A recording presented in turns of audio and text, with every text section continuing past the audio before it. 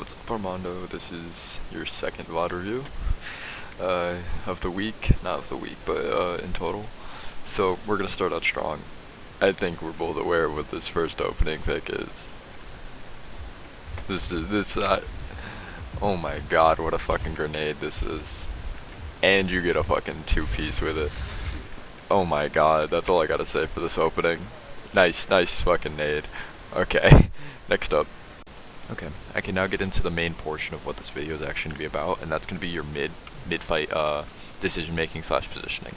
So this first one's actually a really good example of what you did / didn't do, or should have done during, well, mid-fight. So we see Hanzo just got picked by Kiriko because Hanzo's in a poor position. We see Hanzo's dead. We see our Zen crit, so he's going to be backing up and goes back up those stairs. We see our Genji all the way over here. He's going to be attacking this Widow. So we're thinking, oh, no one's on point. So that's what I have to do. I have to go touch point, is exactly what I believe you're thinking. But little do we know that this bar right here is actually a very large portion of time that we have, whether we really realize that or not. So if we even unpause for a split second here, we see that our Genji is able to get the pick on the Widow, which gives him a dash reset, as we know. That's how Genji works. So Genji's going to be now looking to move on to point, because then his only next 3 targets are all on this payload. So Genji's going to dash on to point, meaning you don't need to move on to point. Because now we're just moving on to point unnecessarily. This forces out his shield, and Suzu comes out. So now Genji, sure, you helped Genji out by... The Sig has no shield, no rock, and no Suzu to keep himself alive, but the Genji is now going to be on point with no support, really, because the Zen is still trying to rotate up. So you should have probably stayed back up where you were without really needing to move up on the point, especially considering with you touching, it didn't even put it within the 5-meter range. So I feel that you unnecessarily need to push up, and you definitely could have waited. Okay, on to the next thing. Okay, next up, this is we're still on the fence, and we're nearing the end of second point here. So you're here, you're in here. Your Hanzo's very overextended. Your Genji's been bodied, and your tank is again on the respawn. And you and your Zen are together. So upon seeing this, I believe your Hanzo is trying to retreat. You decide to back up. This is just more of a minor thing that I believe I feel would have been a better option for you. Instead of you deciding to back up this way, you should have backed up towards the left in this stairwell. I feel that holding this stairwell or even over here would have been more optimal for you, because you still have the option of dropping back into here than rotating onto low ground, where if your Genji decided to play up here, you would not be in an optimal position to heal him. So you should have moved over to this section instead of back towards this section, like you're going to. And then, once your tank comes back, you guys get into a very aggressive team fight. Because you guys have, both teams have a decent couple of ults. You guys have Nano Blade, and they have, well, all 5, as we can see. And if you guys were ult tracking, you should have been aware of that. So first comes out, what's it called, Window, and then comes out, Grav. So you hit up our ROM with Nano, which sure, yeah, good idea to hold point. And then you're just holding, you're very panicked right now. You're just trying your best not to get picked off or focused by anyone on the enemy team. Because if we just watch the past couple seconds, see, you rotate back here. Like I said, should have gone left. Would have been fine going left too. I won't let you fall. And now we aggress. Now that our tank's back, we aggress. Nano comes out. Sure, we get hit by that. It's a good nade to keep ourselves up. And now we're just going to try our best not to die to its dragons, which we decide to go right instead. And then again, we just very panicked positioning and very confused on what we need to do. Just a good couple second hold, but I feel it would have went to overtime no matter what happened, whether you touched or not. So to be honest, you probably could have just attempted to escape safely, and probably came back and helped your Hanzo with the Sigma instead of touching point. Because again, you just touch point for not even 2 seconds, which with the payload not even being in the 5-meter range, it's not going to make much of a difference, especially when it just hits overtime. So again, a little bit of an unnecessary death, but it's not as big as the last one, I feel. Okay. So what I see right now is something that I really like. I really like where you are. I really like that your tank is here holding main. They got bubble up. They're all the way back there. Unfortunately, your Genji's dead. Your Zen's in a good position. Your Hanzo's getting ready to aggress up on this window right here. So you guys are actually in a very optimal position while you're waiting for this Genji to respawn. Sure, they're pushing the payload up. Yeah, we're just patiently waiting. We're holding a nice, solid Ana position right now. And now the question comes in, why do we move up onto cart when we were already holding an optimal position? Remember, Ana gives value and gains value from being at pretty much any range with it because she has no fall off, much like last time I've said this. So with the lack of fall off, there's no need for us to be overly aggressive hopping around here, because back here is a high ground. If you want to play, if you don't need to hop, when you could just play back here, play around this cover. You could optimally heal your Zarya, and if she's not needing to be healed, you could shoot the Sigma, you could shoot the Hanzo, you could shoot at anyone else that decides to peek. Playing back here is more optimal than playing up here, because playing down here is going to get yourself picked off. And we're just going to speed watch through, because it actually does end up getting yourself picked off with this overly aggressive position. You continue to hold this position playing on cart for no reason, pretty much, because you would get the same value holding back here as you are getting right now.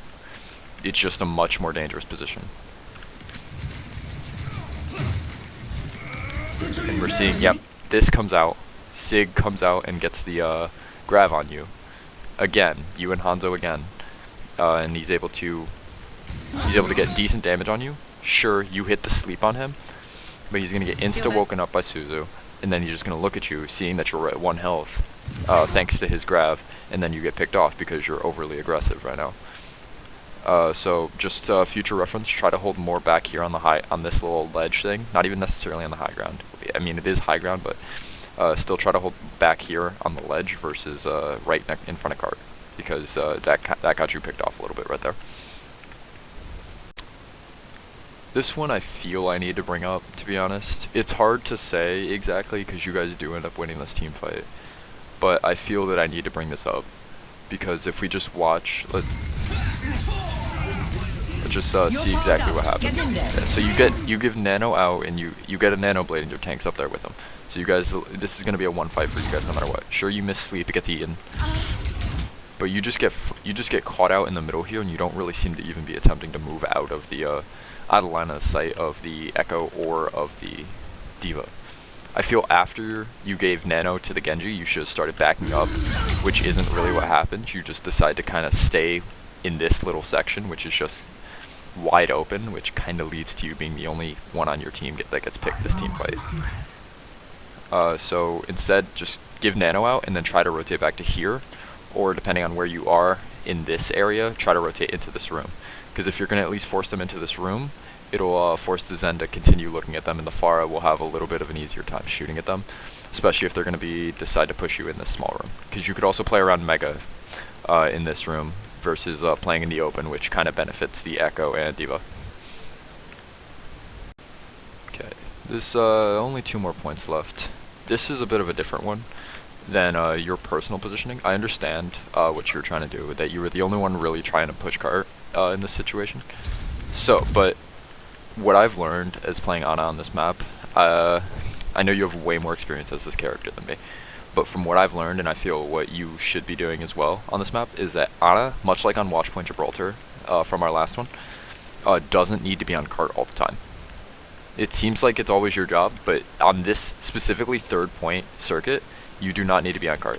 I feel as an Ana, on attack, you should be rotating around, either holding this little section right here. As the cart moves, you move around this red carpeted area and play all the way up until down here, or up here if really feels better. But I do feel that this down area is this is the most optimal positioning for Ana to play around, this black section and that red carpeted section, because you can't get it's harder for you to get attacked or shot at, because you could play this natural cover while it's in this lane, and then you could play these poles over here as it gets closer, and you could just play this pole up here as it gets on this final lane. But instead you play point pretty much, which does end up eventually getting you picked. Not necessarily your fault. I can't even really blame you for this one because you're the only one really attempting to push point. Because now your Zen's dead because the Doom dove in. You're just trying your best to keep your team up. Another point, which is another great point as to why you should be holding up here. You could heal your teammates easier that are playing up here versus playing on cart, because it's harder to heal players that are up there if you're just kind of just crouched down right behind cart up here, or down here. Okay, one more.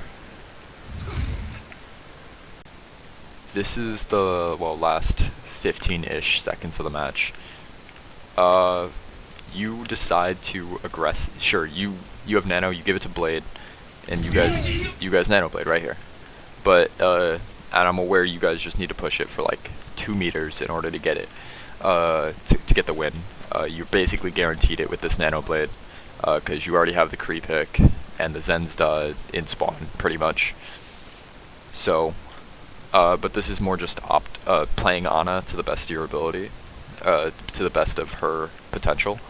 This is a very dangerous position to decide to take in front of cart here, especially with a Doomfist on the enemy team, because on some off chance that something crazy happens and 2 to 3 you decide to get picked off, the likelihood of those 2 to 3 being you is very high with you being in this position, because this is overly aggressive and you do not need to be back here, because especially because of the last point, you could be playing back here around this health back, and if you can't see too well, you could play back up here, or you could even just be playing this corner. You do not need to be overextended into in front of the enemy. Even Sojourn's even in a better position than you are right now. It's just a basic Ana tip. I know you were probably thinking, oh yeah, we got this, we're gonna win, but you just over aggressive, just some basic stuff that you don't necessarily need to be doing. And that's about it. Just kind of just real basic positioning stuff. Not really basic, but a little bit more advanced positioning stuff that you could just be trying to look at that goes into more mid fights than pre and post fight positioning.